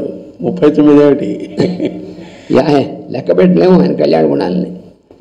కృష్ణుడు భూమి మీద భౌతికంగా ఉన్నప్పుడు ఈ భూమి మీద ఉన్నటువంటి ప్రజల్లో ఎక్కువ మందిలో ఈ లక్షణాలు ఎక్కువ ఉండేవి. ఇప్పుడు కృష్ణుడు శరీరం వదిలేశాడు, కాబట్టి ఇవన్నీ మాయమైపోతున్నాయి. అది కదా నీ బాధ అంతా అంటున్నాడు. ఈ బాధ ఎవరికి? భూదేవికి. గర్వం లేకుండుట ఇవన్నీ కూడా ఈ భూమి యందు క్రీడించినవి. ఇవి కాక వేదమును రక్షించుట, శరణుదొచ్చిన వారిని కాపాడుట మున్నగు మహాగుణములు వర్తించినవి. ఇవి ఇప్పుడు చెప్పినవన్నీ సామాన్యంగా ఉండవలసిన గుణాలు. మహాగుణాలు అనేటువంటివి వేదాన్ని రక్షించడం. వేదాన్ని రక్షించడం ఏమిటండి అంటే వేదాన్ని మనం రక్షించాల్సిన స్థితిలో ఉంటే వేదాలు ఎక్కడ ఉంటాయి? వేదాన్ని మనం రక్షించడం కదా అర్థం. వేదాన్ని రక్షించడం అంటే వేదంలో చెప్పబడినటువంటి విధంగా మనం ఆచరిస్తుంటే ఇలా ఆచరించినటువంటి వాళ్ళది ఇలా ఉంటుందని వేదంలో చెప్పినటువంటి సత్యం అవుతుంది. అది వేదాన్ని రక్షించడం అంటే. ధర్మం రక్షించినటువంటి వాడు ధర్మం రక్షిస్తుంది అంటారు. ధర్మో రక్షతే రక్షిత అంటే అర్థం ఏమిటి? ధర్మం అనేటువంటిది ఏదైతే ఉందో దాన్ని తెలుసుకొని దాన్ని ఆచరణలో పెట్టడం అనేటువంటి అది ధర్మాన్ని రక్షించడం. ధర్మాన్ని రక్షించడం అంటే అక్కడ ఏమిటి? ఆచరించేవాడు ఉంటే ధర్మం ఉన్నట్టు ఉపయోగించుకున్నట్టు అవుతుంది. ఆచరించబోతే ధర్మం ఉంటుంది కానీ ఉపయోగించుకునేవాడు ఉన్నాడు. ఆ ఉపయోగించుకోవడం ద్వారా ధర్మం రక్షింపబడుతుందంటే అర్థం. అలా చేసినప్పుడు ఏమవుతుంది? నువ్వు రక్షింపబడతావు. కాబట్టి ధర్మాన్ని రక్షించడం అంటే ధర్మాన్ని మనం రక్షించడం కాదు. మాస్టర్ గారు చెబుతారు, ఏమండి వేదం చదివే వాళ్ళు తగ్గిపోతున్నారు, మనం జాగ్రత్త పడాలి, వేదోద్ధరణ సంఘం అని పెట్టామని చందాలు వసూలు చేసి వేద పాఠశాలలు పెట్టి ఇట్లాంటి దాని మీద పడి వేదం ఉంటే కాదు వేదం ఎలా అవుతుంది అన్నారు. అని వేదాన్ని ఉద్ధరించేది వేదానుద్ధరతే జగన్నివహతే, అవి మన చేతుల్లో ఉన్నవి కాదు పరమాత్మ చేతిలో ఉన్నవి, వాడు మాత్రమే చేయగలిగిన పని అని చెప్పారు. మనం అనుసరించి దాన్ని పాటించి బాగుపడటమే అని చెప్పారు. ఇది తెలియకపోతే ఎలా ఉంటుందని పురాణ పురుషులను ఇచ్చారు. జరాసంధుడు వాడి కొడుకుతో మాట్లాడుతూ ఈ వేదాలు ఇవన్నీ బక్క ఋషుల చేతుల్లోనే రక్షింపబడేది అంటాడు. వాడు ఉద్దేశంలో వేదములు అంటే అది కేవలం మంత్రాలు, అథర్వణ వేదము దాంతో ఇచ్చేసి గ్రిప్లో కంట్రోల్లో పెట్టుకోవడం ఎవడు చేస్తాడో వాడు వేదాన్ని ఉద్ధరించేవాడు అనుకుంటాడు. పొరపాటు పడతాడు అక్కడ. జ్ఞానం అనగా ఆత్మజ్ఞానము, ఐశ్వర్యం అనగా సందర్భం వచ్చినప్పుడు మానవులు చూపలేని సామర్థ్యము చూపుట, బ్రహ్మణ్యత్వం అనగా వేదమును తెలుసుకొనుట, చదువుట, చదివించుట, బ్రాహ్మణులను రక్షించుట, గౌరవించుట. అది దీనిలో ఇచ్చింది. తర్వాత పద్యం 400 గణనాతీతములగు సద్గుణములు గల చక్రి సనిన ఘోర కలి ప్రేరణమున పాప సమూహ వ్రణయుతులకు జనుల దోచి వగచెద తండ్రి. ఎందుకు ఏడుస్తున్నామని అడిగాడు కదా, ఎందుకు ఏడుస్తున్నాడు చెప్తుంది అన్నమాట ఈవిడ.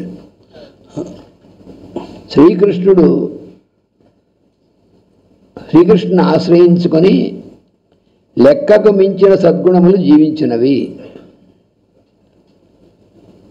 సద్గుణములు ఆయన్ని ఆశ్రయించుకొని జీవించాయి. అతడు పోయిన వెనుక ఘోరమగు కలి యొక్క ప్రేరేపణమున ఈ ప్రజలందరూ పాపములతో గాయపడి ఉన్నారు. వారిని చూచి దుఃఖించున్నాను. అంటే ఇది ఎందుకు దుఃఖిస్తానంటే ప్రజలు కలి ప్రేరేపణను పొంది పాపములు అనేటువంటి ఆచరించి దాంతో గాయపడుతున్నారంటుంది ఆవిడ. పాపాచరణం వల్ల ఏమవుతుంది? మనకి వెంటనే మనకేం అయినట్టు ఉండదు. ఆ పాపం చేసిన వాళ్ళందరూ బాగానే ఉన్నారు కదా అనిపిస్తుంది. కానీ లోపల నుంచి మొదలెడుతుంది అది, దాని ప్రభావం. అది ఎప్పుడో తర్వాత కానీ తెలియదు, తెలిసేపటికి టూ లేట్ అంటారు. అందుకని అయ్యో నా మీద ఉన్నటువంటి జీవులందరూ ఎక్కువ మంది ఇలా అయిపోతున్నారు అని దుఃఖిస్తాను భూదేవి. ఈ లక్షణములన్నీ కృష్ణుని ఆశ్రయించుకుని భూమి అందు నిలిచినవి. అట్టి కృష్ణుడు పోయిన తర్వాత ఘోరమైన కలిప్రేరణంచే పాపములు అను గాయములు పొందిన రోగుల వంటి ప్రజలను చూసి దుఃఖించునా అంది. అంటే పాపములు ఎలాంటివి అంటే గాయములు లాంటివి. గాయములు ఎప్పుడైతే ఉంటే దుఃఖం కలుగుతుందో పాపములు అనేటువంటివి ఆచరించడం వల్ల కూడా సుఖం కలగదు, దుఃఖమే కలుగుతుంది. అలా ప్రజలు దుఃఖిస్తూ ఉంటే అయ్యో నా మీద ఉన్నటువంటి జీవులు ఇంతమంది దుఃఖంలోకి వెళ్ళిపోతున్నారు కదా, అందుకు దుఃఖిస్తున్నానంటుంది. అది మాతృ లక్షణం. బిడ్డలకు ఏమైనా అవుతే తల్లికి సహించలేదు కదా, బాధపడుతుంది. అందుకని భూదేవి మన అందరికీ కూడా తల్లి కాదు కాబట్టి అయ్యో వీళ్ళంతా ఇలా అవుతున్నారు కదా అని బాధపడుతుంది అన్నమాట. అందుకు చర్య చెప్తుంది ఆవిడ. దేవతలకు ఋషులకు పితృదేవతలకు నాకు నీకు ధీరులకును నానావర్ణాశ్రమములకును గోవులకును బాధ అనుచు కుందెదననగా. ఇంకా ఏముంటుందంటే కలియుగమున ఒకరికని ఎలా దేవతలకు ఋషులకు పితృదేవతలకు ధైర్యవంతులకు వర్ణధర్మములను ఆశ్రమములను ఆచరించిన వారికి గోవులకు నీకు నాకును కూడా బాధలు కలుగు కాలము వచ్చినందుకు దుఃఖపడుతున్నానంట.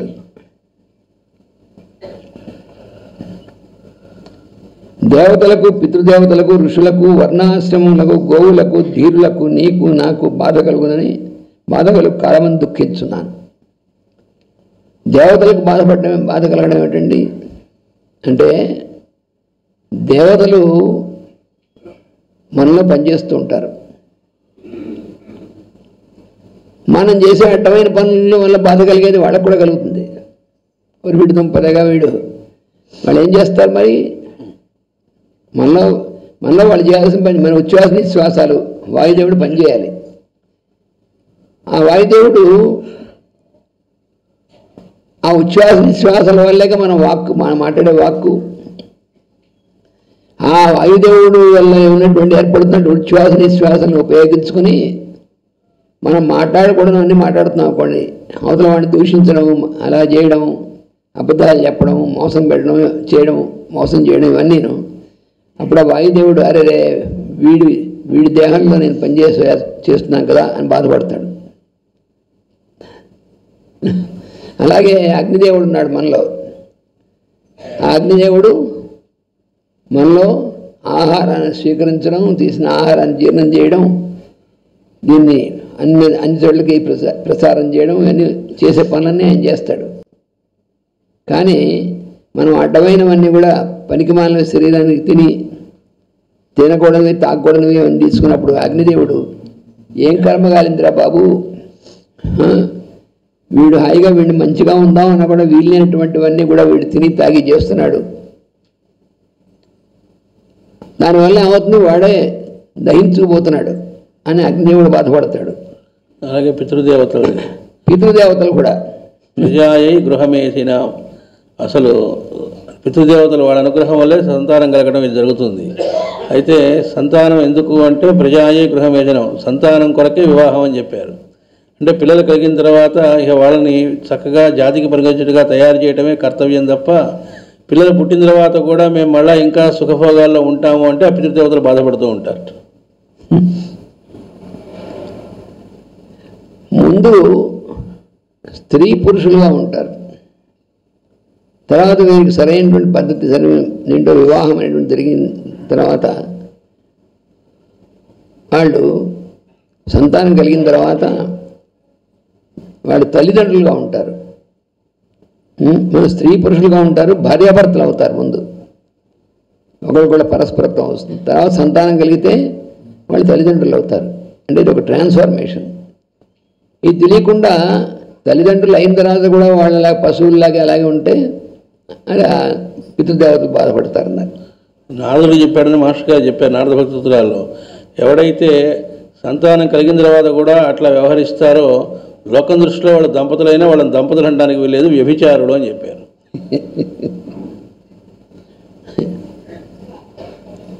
అందుకని దుఃఖిస్తున్నాను అని చెప్తోంది ఈవిడ ధర్మదేవత, భూదేవి.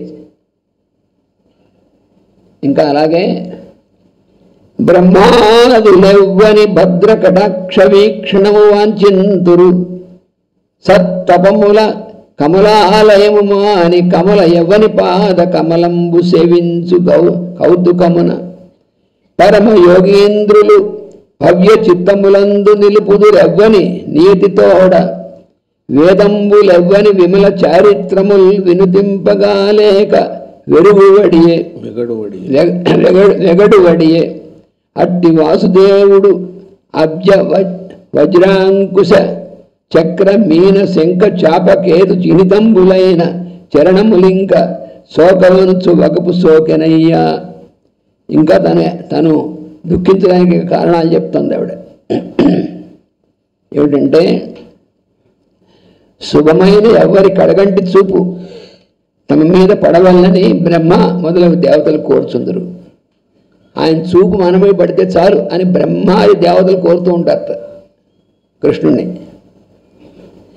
తన నివాసమైన పద్మము విడిచి కుతూహలంతో లక్ష్మి ఎవరి పాదములు సేవించును. శుభమైన వస్తువును ధ్యానము చేయుచు నియమముతో పరమయోగులు ఎవరిని గూర్చి ధ్యానింతురు. ఎవని నిర్మలమైన ప్రవర్తనము స్తుతింపలేక వేదములు మౌనం వహించను అతడే వాసుదేవుడు. వాని పాదములు సర్వశుభ లక్షణములతో అలంకరింపబడి సంపదలు కలిగించున్నవి. అట్టి పాదములు నాపై ఇంక శోకమని ఏడ్చున్నాను. ఇంకెక్కడున్నాడు ఆ పాదానికి వెళ్ళలేవు. ఇంకా అవి భూమి అయినటువంటి నా మీద ఆ పాదాలు ఇంకెక్కడ శోకవు అని ఏడుస్తుంది ఆవిడ. బ్రహ్మాది దేవతలు శ్రీకృష్ణుని కడగంటి చూపు పొందుటకై తపస్సు చేసి దిగి వచ్చిరి. పద్మ నివాసం విడిచి వచ్చి లక్ష్మి అతని పాదసేవ చేసినది. పరమయోగీంద్రులు వాని హృదయములందు నిలిపి ధ్యానించిరి. వారి నిర్మల చరితమును వర్ణింపలేక వేదములు వాక్కులుగా మిగిలిపోయినవి. అట్టి కృష్ణుడు భూమిపై చరణం మోపినప్పుడల్లా పద్మము వజ్రము అంకుశము చక్రము శంఖము మీనము ధనుస్సు కేతువు గుర్తులు భూమిపై పడినవి. అట్టి పాదములు ఇంకా నన్ను తాకవు. ఇక్కడ ఇందు వర్ణింపబడినవి అవతార చిహ్నములైన సాముద్రిక లక్షణములను వాని వలన తెలియబడు ఉత్తమ స్థితి గల గ్రహములను రాసులను అని. కేతువు అనగా పతాక రేఖ. దీన్ని బట్టి దైవజ్ఞులు కేతువు ఉన్న స్థానమును గుర్తింతురు. అందుకని కృష్ణుడు అటువంటి దివ్యమైనటువంటి చిహ్నములతో ఆయన పాదములు నాకు సోకుతూ ఉంటే భూమి అంతా కూడా ఎలా ఉండింది ముందు కూడా చెప్పుకున్నాం. ఆ భూమి పులకించేట. ఆ పులకింతలు ఎలా తెలిసేవంటే మంచి పంటలు పండేవిట. మంచి పశువులకి మంచి గడ్డి, మానవులందరికీ కూడా మంచి ఆహారమైనటువంటి పంటలు పండేవి. అవన్నీ కూడా ఎందుకంటే కృష్ణుడు ఆ దివ్యమైనటువంటి పాదాలు భూమితో సోకడం వల్ల పట్టేవి. మరి ఇప్పుడు ఆ పాదాలు ఇప్పుడు లేవు కాబట్టి భూదేవికి ఆ పులకరింతలు ఇంక ఉండవు. దానివల్ల ఏమవుతుందంటే మనకి పైగా మానవులు చేసేటువంటి పనులు వాళ్ళ ఇవన్నీ కూడా ప్రవర్తన అంతా కూడా కలి ప్రభావం మారిపోవడం వల్ల పంటలు సమయాన్ని పండడం అనేటువంటిది ఉండదు. పండినటువంటివి వినియోగపడడం ఉండదు. ఇవన్నీ కూడా మారిపోతాయి. అందుకని ఇవన్నిటిని తలుచుకొని అయ్యో ఎలాంటి కాలం వచ్చింది ఆ కృష్ణుడు శరీరం వదిలేసిన తర్వాత అని భూదేవి జీవుల కోసం దుఃఖిస్తుంది. దీని ఉన్నటువంటి జీవులకి ఇలా వీళ్ళు అనాథలైపోయారు కదా అని దుఃఖిస్తుంది. హరిలో ఉన్నటువంటిది వాసుదేవ.